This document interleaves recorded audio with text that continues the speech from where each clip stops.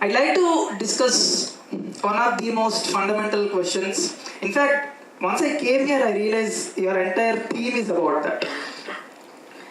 Our life. You guys talked about it already. But my question is, do we have free will? Or is it all just destiny? This question has been bugging my mind ever since my childhood. It's always there. So that's the reason why I'd like to discuss this. If it is free will, if we do have free will, why don't we all just snap ourselves into happiness? Or at least try ourselves into happiness, get ourselves into happiness and abundance. Or if it is destiny, why do we even try? Just let things go with the flow. Why do we even try? I think your theme is also that. You guys said your theme is unscripted, right? Like, you guys believe life is unscripted or it is unscripted? Let us find out. It's been bugging my mind ever since my childhood, and I wanted to approach this in the most logical way. I don't want to just believe in people. I wanted to approach it in the most logical way. So I started digging almost every science, every field of science out there. I was into maths, a big time maths geek, big time science geek. I was into art. I'm a musician. I even got into astrology for a while. Some people know about it. But the thing is, all these fields of study, they all have one thing in common. They all are simple patterns. What is a pattern? We simply take some data from the past, we extrapolate the data into future. Everything that we study, like every science, every field of study is basically pattern study. Of course, maths you understand. Even like simple superstitions, like our grandmas come up with this superstition saying, if a cat crosses your path, there is something bad is going to happen. How did they come up with that pattern? That might have happened once, and that might have happened again, and they simply came up with a pattern saying, yeah, every time some cat crosses our path, something bad is going to happen. So something from as simple as that to a very complicated physics, math, science, I would say they're all patterns. And why patterns? Like, I believe pattern finding is one of the most fundamental quality humans have developed in the process of evolution. Taking the data from the past, extrapolate it to the future. That is one of the most basic things that we developed. And animals cannot do this. Animals cannot take the data from the past, and they don't do that. That's the reason why we evolved, in my opinion. And it's also a simple safety mechanism. It's a survival mechanism, I would say. I'd like to give an example how it is a survival mechanism, okay? So consider, let us say I put 100 pots here, and I ask you to touch each and every one of them. You touch the first pot, second pot, third pot is hot. Fourth, fifth, the sixth pot is hot. Seventh, eighth, ninth pot is hot. Your mind immediately comes up with a pattern saying, every third pot is hot, and I'm not going to touch the third pot. How did we come up with that? Your body wants safety. Your body doesn't want to get itself hurt.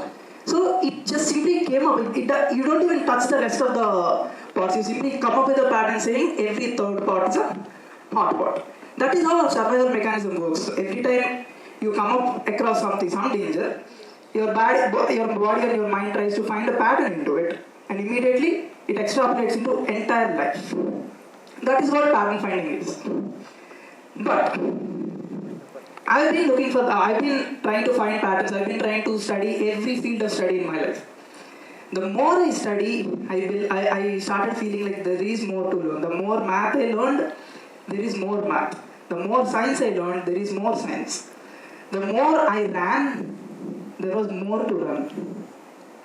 I started understanding that maybe it's not a knowledge problem. Maybe this whole noise, to bring it down, it was not about the external knowledge. So I turned inside. And then I realized this whole noise, this whole rat race that is happening inside my head is because of some sort of feeling that is inside my body. That some sort of inadequacy that I feel. Some sort of insecurity that I felt.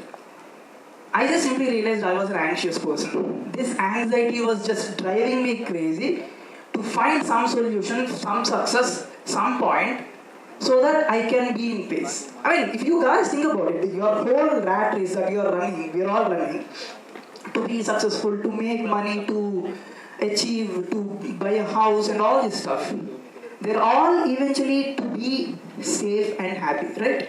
All this anxiety, all this suffering. But that was not my case. I have been trying to, I've been successful, I've been doing all this.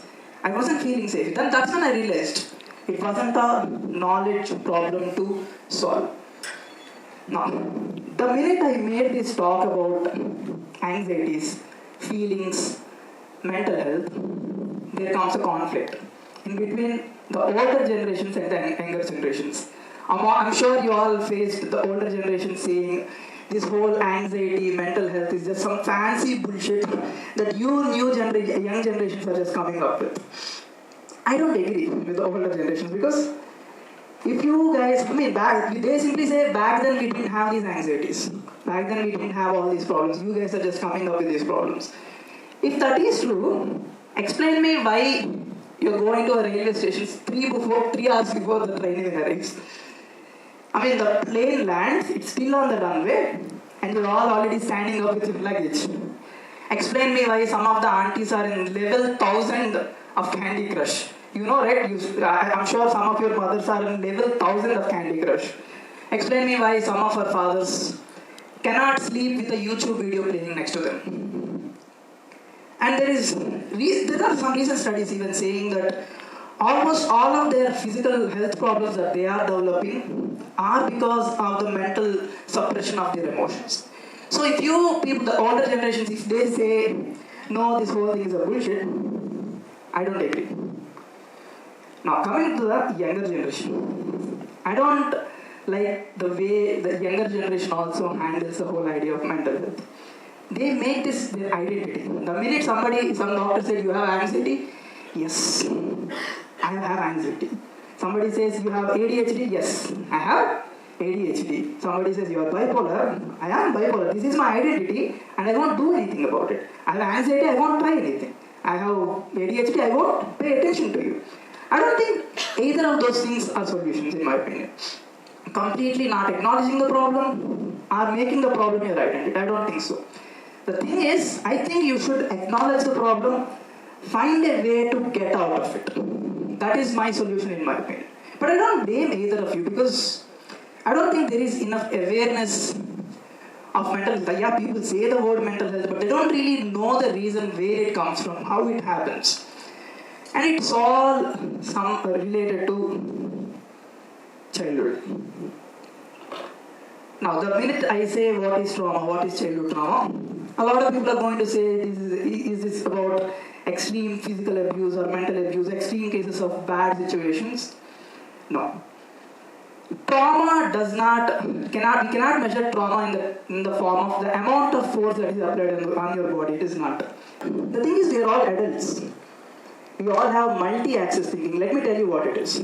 So when a person that you really love ignores you, you can still come up with an excuse saying, yeah, she might be busy. Yeah, he might be busy. Yeah, there must be some other solution. There must be some other problem. We have this multi-axis thinking. But when it comes to a baby, that's not the case. Child, especially a baby, they don't have multi-axis thinking. Their entire understanding of the world, if you clearly observe in this video, the baby just doesn't look at the situation. The baby looks at the mother and then looks at the situation. And then the mother and the situation. So the entire understanding of the world for a baby comes from the mother. Their only source of truth, the only understanding of the world, the only source of love a baby has is either from the mother or the father. That is how they learn about the world. They don't have multi-axis thinking. Now, if getting ignored by one loving person, like one girl or one boy, hurts you, imagine getting ignored by the only source of love and truth. What could happen to that baby? The kind of pain that baby feeling at that point, that itself can create trauma. Extreme amount of trauma. If mirrors didn't exist, if there is no reflective surface in this world, where you look at yourself, there is no reflective surface. Would you still have the same amount of score about yourself? Think about this. Pay attention to this. The appearance score that you just guys gave, if mirrors didn't exist, would you still have the same amount of score? I think yes. I think the answer is yes. Because the appearance score that you just gave yourself didn't actually come from the mirror. It came from your parents. If you can seriously try to recollect your memories, the self-image that you have, whether you're good looking or not, actually happened way before when you started looking into your mirrors. If you can remember, by the time you're 3, 4, you're not really looking into the mirror, but you already have a self-image. So by the time you looked into the mirror, you already know that your nose is too long, your hair is bad, your skin color is bad or good, the positive opinion or the negative opinion. My point is, it wasn't the mirror that decided your self-appearance, the score of the appearance that you have. It was your parents or the early family members, relatives or whatever. So you didn't even have to go for an external reflective surface. Similarly, the whole identity that you have, whether you're good enough or not, whether you're talented enough or not, whether you have skill or not, whether you are worthy of getting into a good relationship or a good career, all these things happened to you before you even met the world.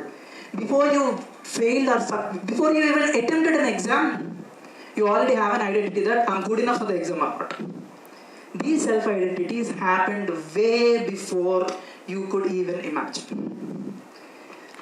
Now, I'd like to discuss some more identities, because how these self-identities creep into our careers or our relationships. There is this guy, I'm discussing a few client stories of mine. Like I mentioned, I'm a life coach now, so a few client stories. With their permission, I'm discussing. Fear of success is a real thing. So I met this guy from an IIT Kharagpur, I guess. Great guy, is doing pretty good in career, but he wants to become really big in life. He wants to do something big in life. He's been trying startups, he's been trying investments and all that stuff. None of the stuff worked. Do you know why it didn't work? It had nothing to do with him. As a kid, he was growing up. His father became successful, and during those periods when his father was getting successful, their parents started fighting. And his mother always complained, saying, this is what money does to you, this is what success does to you. And he started believing, once you become successful, once you get a lot of money, my relationship is also going to be sabotaged. So even though consciously, as much as he was trying to become successful, subconsciously he was completely stopping himself from becoming successful.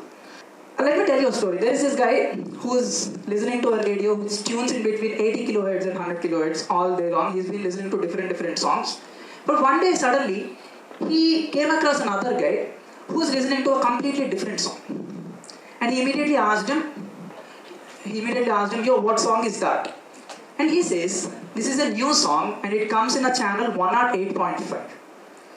The problem was, this guy's radio is only tuning from 80 to 100. You know what he did? He immediately took his radio, started running up to a mountain, the nearest mountain, climbed on top of it, and then started tuning. Will he get that 108.5? I don't think so, because his radio is not equipped. He thought it's the mountain that is going to get him 108.5, but the truth was, it was not the mountain, it was the internal equipment of the radio that is messed up and is not letting him to tune to 108.5. Our life is similar. We have a whole range of emotions as human beings. But if you are a person who only felt these feelings your entire life, and then you think buying a sports car, getting into a great job, marrying like a model or some kick-ass girl, or becoming extremely successful in your life is going to get you happiness, you are as stupid as a person who climbed the mountain.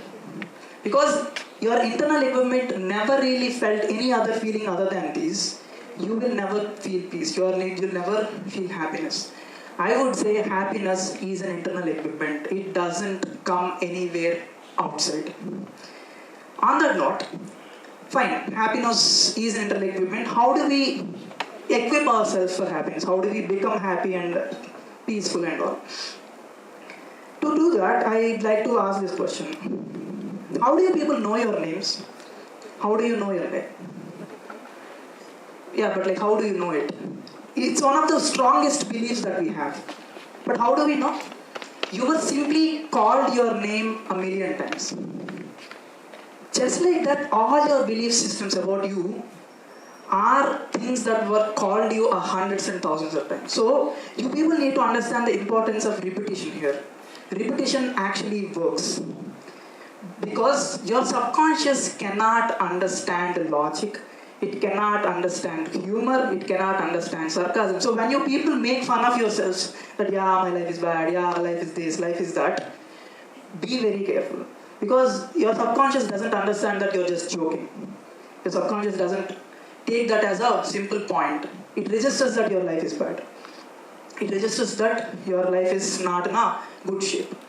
Once you realize how powerful these patterns are, how snowballing effect works, try applying that to a positive self-talk to your life. Just like the negative self-talk, try to talk positive about your life. Try to find good things about your life. In the beginning, yeah, it will be very difficult for people like you especially. It will be difficult to find positive things in life. But if you push it, if you force it enough, it might take a year or 2 years. It might. But you are all just what? In 20s, right? Late teens or early 20s. Imagine you have 50, 60, 70 years to live. Maybe it might take you 2 to 3 years of effort to push yourself into positivity.